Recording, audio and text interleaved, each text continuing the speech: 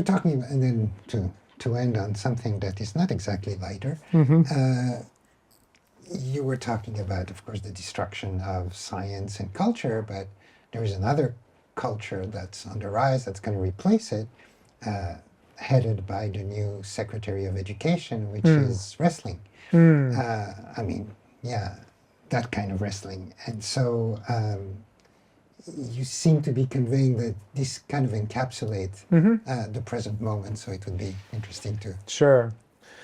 Yeah, so the appointed head of the Department of Education, who's not yet been confirmed, but almost certainly will be, is Linda McMahon, who was for a long time helping to run the Worldwide Wrestling Federation, later became called Worldwide Wrestling Entertainment, along with her husband, Vince McMahon.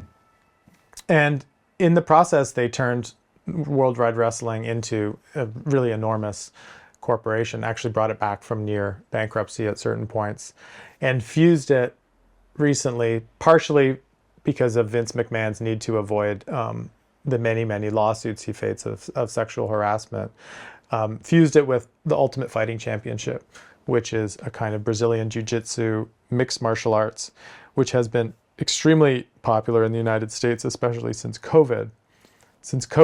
Because in a kind of too good to be true anecdotal moment, UFC was relocated to an artificial island off the coast of Abu Dhabi called Fight Island, where they were free from COVID restrictions and could then stream into the homes of all the people who were stuck at home and otherwise unable to watch the usual professional sports that they enjoyed.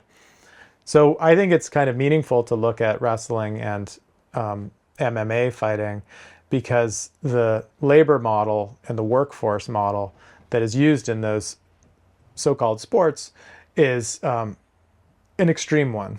There's no union representation. There's no promise of health care or unemployment insurance. There's no retirement insurance. There's often an absolutely brutal schedule of work. So for years and years, wrestlers, even at the absolute top of the game, the Hulk Hogans and Bret Harts, they fought almost every day of the year. They only had a few days off, literally 7 days a week, 50 weeks a year. So that understanding of what work is, you go in, you sacrifice your body, you expose yourself to maximum risk, you try to build your image and build up your brand as much as possible. And when you can't do it anymore after your dozens of surgeries, you just kind of collapse, hopefully, into some amount of savings or else poverty in your retirement. The number of wrestlers who die before the age of 40 is very high.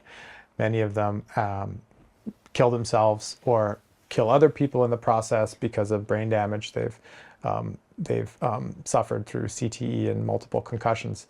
So for me, it's a very bleak but also symptomatic vision of the American idea of work, labor, value, prominence, identity, and the fact that it remains this kind of pole for people's attraction and sort of charismatic, magnetic interest is pretty dark insight, I think, into the nature of American capitalism right now.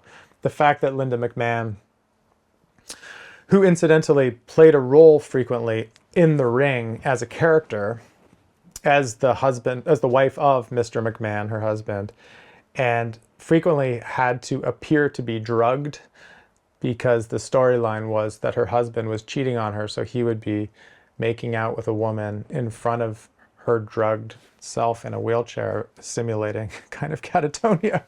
She'll now be the head of the Department of Education and will likely oversee its dismantlement, meaning public education is already highly unequal in the United States. It's totally funded almost entirely by local property taxes, but it is leveled out a bit through federal funding for poor schools, federal funding for special education, special needs students, and then federal funding for scholarships for poor students to go to university. Eliminating the Department of Education is you even remove that tiny safety net that exists in public education, and the divisions that exist between geographies and school districts in the United States gets even more extreme.